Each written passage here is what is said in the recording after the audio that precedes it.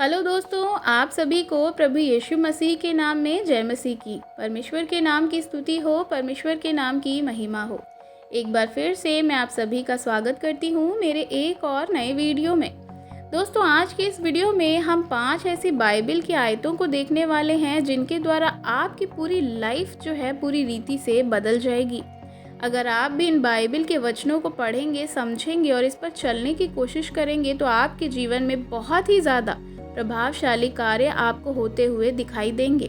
कई बार जब हम बाइबल पढ़ते हैं तो हम कुछ आयतों को हमारे जीवन में बड़े स्पेशल तरीके से जो हैं काम करती हैं, और ये किसी एक व्यक्ति के साथ नहीं बल्कि हर उस व्यक्ति के साथ होता है जो परमेश्वर के वचन को बहुत ही गंभीरता से पढ़ता है।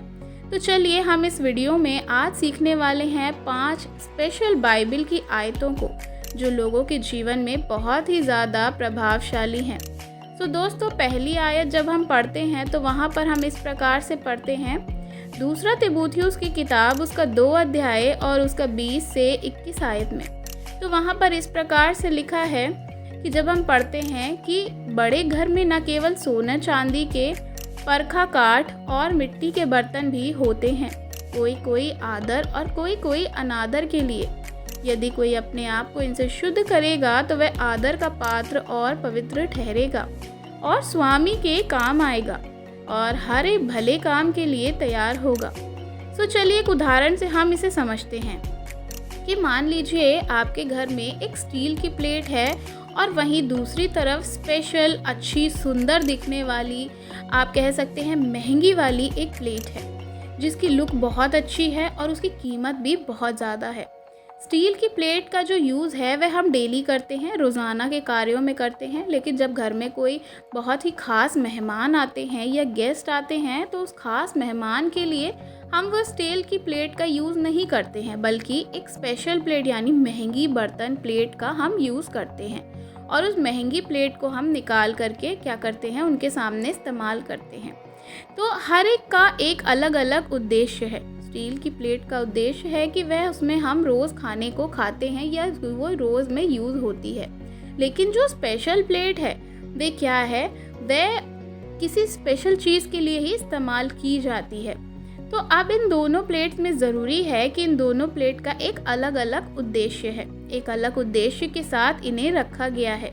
इसी प्रकार से प्रेरित पौलुस भी हमें यहाँ पर क्या कह रहे हैं, वे कह रहे हैं कि प्रभु में हर तरह के लोग हैं। कुछ ऐसे जो प्रभु में कॉमन पर्पस के लिए रखे गए हैं और कुछ ऐसे भी लोग हैं जो स्पेशल काम के लिए इस्तेमाल किए जाते हैं और स्पेशल काम के लिए उन्हें बुलाया गया है। यहाँ पर जब हम देखते हैं तो इस प्रकार से 21 आयत में लिखा है, यदि कोई अपने आप को इनसे शुद्ध करेगा तो वह आदर का पात्र और पवित्र ठहरेगा और स्वामी के काम आएगा और हर भले काम के लिए तैयार होगा। तो देखिए, ये बात बिल्कुल सही है कि प्रभु के राज्य में कॉमन और स्पेशल लोग, दोनों ही तरह के लोग जो हैं। लेकिन यहाँ ध्यान से सुनने वाली, आपको समझने वाली बात क्या है कि यदि कोई बर्तन अपने आप को शुद्ध करेगा, पवित्र ठहराएगा, वह भले काम के लिए तैयार होगा। मतलब यदि आपके जीवन में चोरी है, लोभ है और दुनिया भर के पाप हैं, आप व्यभिचार कर रहे हैं, झूठ बोल रहे हैं, हत्या कर रहे हैं, दुनिया के पाप में आप फंसे हैं, तो कैसे आपको प्रभु जो है वह स्पेशल बनाएगा या पवित्र उद्देश्य के लिए इस्तेमाल कर सकता है। इसलिए आपको और हमें खुद को, अपने जीवन को क्या करना है, हमारी हर एक रुकावटों को, अशुद्ध जो हमें करती हैं वे सारी चीज़ों से शुद्ध करना है जो परमेश्वर के उस स्पेशल पर्पस के लिए, स्पेशल काम के लिए हमारे जीवन में पूरा होने से रोकती हैं। लेकिन यदि आप इन चीज़ों से अपने आप को साफ करते हैं तो प्रभु आपके जीवन को भी एक बड़े उद्देश्य के लिए इस्तेमाल कर सकता है। तो दोस्तों, ये आयत हमें यहाँ पर बताती है कि सामान्य लोग भी हैं और बहुत ख़ास लोग भी हैं। प्रभु के राज्य में समान लोग, स्पेशल बनना है। तो इसको स्पेशल बनाने के लिए क्या करना है, आपको शुद्धता और पवित्रता के द्वारा, तब परमेश्वर एक समान व्यक्ति को बड़े ही स्पेशल तरीके से इस्तेमाल करते हैं अपनी महिमा के लिए। दूसरी जो हम देखते हैं आयत जो है वो हम पढ़ेंगे फिलिपियों की पत्री उसका 2 अध्याय और उसकी 3 और 4 आयत में। तो यहाँ पर इस प्रकार से लिखा है, स्वार्थी और मिथ्या गर्व के लिए कुछ न करो, पर दीनता से एक दूसरे को अपने से अच्छा समझो। हर एक पर अपने ही हित की नहीं वरन दूसरे के हित की भी चिंता करो। पहली बात यहाँ पर क्या है कि स्वार्थ से कुछ भी ना करो। आपको क्या करना है, बहुत से ऐसे लोग हैं जो चीज़ों को निस्वार्थ रीति से करते हैं, लेकिन वे क्या करते हैं कि सोशल मीडिया पे सारी चीज़ों को स्प्रेड करते हैं या फैला देते हैं। यदि वे किसी की मदद कर रहे हैं तो वे आज फ़ोटो खींच रहे हैं और वे कहते हैं हम तो निस्वार्थ भाव से जो है सेवा कर रहे हैं, लेकिन वे क्या कर रहे हैं, वे शो ऑफ कर रहे हैं। ये मसीह जीवन नहीं है। दोस्तों, आज इस वचन के द्वारा हमें ये बताया जा रहा है कि स्वार्थ के लिए, अपने ही फ़ायदे के लिए कुछ ना करो, पर क्या है कि मिथ्या गर्व के लिए कुछ भी ऐसा कार्य ना करें, यानी कि झूठे गर्व को दिखाने के लिए आप ऐसे कोई भी कार्यों को ना करें, पर दीनता से एक दूसरे को अपने से बेहतर समझें। ये एक बहुत बड़ी प्रॉब्लम है कि हम जो है अधिकतर दूसरों को अपने से कम समझते हैं, दूसरों को अपने से अच्छा नहीं मानते। ये प्रॉब्लम बहुत सारे क्रिश्चियंस के बीच में भी होती है, बहुत ज़्यादा ही होती है। एक पासवान दूसरे पासवान को अपने से अच्छा नहीं समझता और इसलिए लगातार जो है बार बार वाद विवाद होते रहते हैं। और ये आयत हमें इस प्रकार से याद दिलाती है कि सिर्फ ये सोचना कि मुझे इससे क्या काम या क्या फ़ायदा होगा या उस व्यक्ति से मुझे ऐसा क्या मिलेगा कि मैं जो है इसका कार्यों को करूँ, तो ये क्या है, मसीही जीवन नहीं है। पर हर एक व्यक्ति को सिर्फ अपने ही हित की नहीं वरन दूसरे के हित की भी चिंता करनी चाहिए।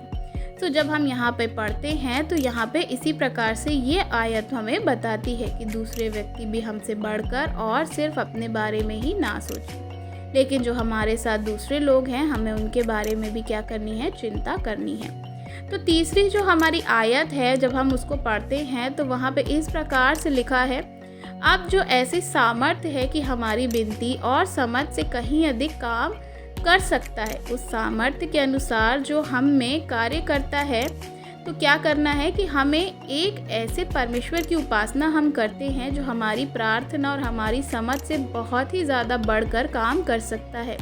ऐसा कोई पहाड़ नहीं जिसे परमेश्वर हटा ना सके, या ऐसी कोई प्रॉब्लम नहीं जिसे परमेश्वर आपके जीवन में सॉल्व ना कर सके, या ऐसी इतनी बड़ी कोई प्रार्थना नहीं है जिसे सुनकर परमेश्वर जो है कार्य को ना करे या आपको वो चीज़ ना मिले। क्योंकि परमेश्वर भी कहते हैं कि बच्चे तूने मुझसे क्या मांग लिया, आज मैं तुझे ये चीज़ को ज़रूर दूंगा। आपको दोस्तों हो सकता है कि ऐसा लगता हो कि आपने प्रार्थना करी लेकिन आपको परमेश्वर सुन नहीं रहे हैं, लेकिन मैं आपको बताना चाहूँगी कि सृष्टि का बनाने वाला परमेश्वर आपकी और मेरी सुनता है, और फिर सिर्फ सुनता ही नहीं बल्कि हमारी समझ से परे काम भी करता है। और जब ऐसा होता है तो कोई डाउट नहीं है कि हमारी जो प्रार्थनाएं हैं वे बढ़ती जाएंगी। जब हमारे जीवन में जो है ऐसे कार्यों को होंगे जो हमारी चीज़ों से परे हैं, तो हमारा जो विश्वास है वह भी परमेश्वर पे बढ़ता है। हमारी सब चीज़ें बड़ी होने लगेंगी तब, क्योंकि हमें पता लगेगा कि हमारा परमेश्वर जिसकी हम आराधना करते हैं वह परमेश्वर कितना महान है, और वह हमारे मांगने से ज़्यादा हमारी समझ से परे चीज़ों को करने वाले परमेश्वर है। तो चौथी जो आयत हम पढ़ेंगे बाइबल की, वह हम इस प्रकार से पढ़ते हैं जब प्रेरितों के काम और उसका 20 अध्याय और उसकी 24 आयत में, तो वहाँ पर इस प्रकार से लिखा है, परंतु मैं अपने प्राण को कुछ नहीं समझता कि उसे प्रिय जानूं, वरन यह भी कि अपनी दौड़ को और उस सेवा को पूरी करूं जो मैंने परमेश्वर के अनुग्रह से सुसमाचार पर गवाही देने के लिए प्रभु यीशु मसीह से पाई है। दोस्तों, ये आयत हमें याद दिलाती है कि दुनिया में रहते समय हम सब किसी न किसी मंजिल तक पहुंचने के लिए प्रयास करते हैं, दूसरी चीज़ों के लिए, करियर के लिए, अच्छे घर के लिए, फैमिली के लिए, नौकरी के लिए, लेकिन बहुत सारे प्लान हमारे होने के बाद भी जो है हम भूल जाते हैं कि हमारे जीवन में एक कार्य और है हमारे पास, और फिर जो है हमारे जीवन के सुख हैं, जीवन की परेशानियां हैं। इन सब बातों के बीच रहते हुए हमें ये याद रखना है कि मैं पृथ्वी पर प्रभु के उद्देश्य को पूरा करने के लिए भेजा गया हूँ। मेरी ज़िंदगी में मेरी अपनी नहीं, ये ज़िंदगी जो है ये परमेश्वर की दी हुई है, और अपनी इस लाइफ में सिर्फ़ और सिर्फ आपको परमेश्वर के उद्देश्य को पूरा करना है। देखिए, प्रभु यीशु मसीह ने सिखाया हमें कि पहले उसके राज्य और धार्मिकता की खोज करो तो सब वस्तुएं भी तुम्हें मिल जाएंगी। जब हम पहले परमेश्वर को अपने जीवन का उद्देश्य बना लेते हैं तो बाकी सारी चीज़ें जो हैं वो सेकंड पे आती हैं। तब परमेश्वर जो मनुष्य है इस बातों को क्लियर अपने जीवन में रख सकता है कि उसका जो सबसे पहला कार्य है वह परमेश्वर के उद्देश्य को पूरा करना है इस जीवन में। और इस उद्देश्य में हमें क्या करना है, यही उद्देश्य को पूरा करना है कि परमेश्वर के उद्देश्य के सामने अपने प्राण तक को भी कुछ नहीं समझना है। ये गोल आपकी लाइफ में होना है कि परमेश्वर की सेवा आपको पूरी करनी है। ये आयत हमें ये याद दिलाती है कि इस बात को बताती है कि परमेश्वर के उद्देश्य को पूरा करना यही एक मनुष्य का मेन काम है, यानी पहला स्थान यही है। हर एक वह मनुष्य जो प्रभु को जानता है वह प्रभु के उद्देश्य को अपने जीवन से पूरा करे। दोस्तों, 5वीं और आखिरी जो आयत है वो जब हम पढ़ते हैं तो रोमियो की पत्री में जब हम देखते हैं उसका 8 अध्याय और उसकी पहली आयत में, तो वहाँ इस प्रकार से लिखा है, इसलिए जो अब मसीह यीशु में है उन पर दंड की आज्ञा नहीं है। देखिए, मनुष्य के जीवन में हमेशा एक ऐसा स्ट्रगल रहा है कि वह परमेश्वर तक कैसे पहुँचे और उसके लिए बहुत वह कोशिश भी करता है। आने वाले काल के बारे में सोचता है और देखता है कि उसके आगे का कल कैसा होगा या क्या कैसे चल रहा है, कि उसका अपने भूतकाल में उसने क्या क्या किया या उसके पास्ट में उसने बहुत सारी गलतियों को किया है, ऐसे पाप को किया है, तो परमेश्वर की आज्ञा को जिससे उसने तोड़ा है। तो क्या प्रभु मुझे स्वीकार करेंगे? क्या परमेश्वर का प्रेम मुझे त्याग तो नहीं देगा?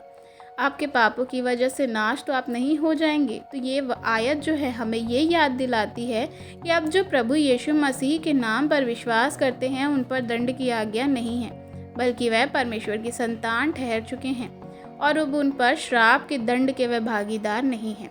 लेकिन अब वो प्रभु यीशु मसीह पर विश्वास के द्वारा परमेश्वर की संतान ठहर चुके हैं। दोस्तों, आपके जीवन में हो सकता है आपकी लाइफ में, पर्सनल लाइफ में जो है बहुत सारी चीज़ें आपने देखी होंगी, लेकिन ये कुछ ऐसे वचन हैं जिनसे क्या है परमेश्वर आपके जीवन में कार्यों को करते हैं। आपकी लाइफ को, आपकी पर्सनल लाइफ को बदलने वाली ये आयतें हैं। अगर आप ये रोज़ पढ़ते हैं, अपने जीवन में लागू करते हैं, तो आपका जीवन बदल जाएगा। प्रभु इन वचनों के द्वारा आज आपसे बात कर रहे हैं। वीडियो अगर आपको अच्छी लगी हो तो ये वीडियो को मसीही भाई बहनों के साथ शेयर करना बिल्कुल भी मत भूलिएगा। और चैनल पे नए हैं तो चैनल को सब्सक्राइब ज़रूर करिएगा। वीडियो को लाइक भी ज़रूर करिएगा। कमेंट में आप हमें अपनी राय बता सकते हैं। God bless you. जय मसीह की।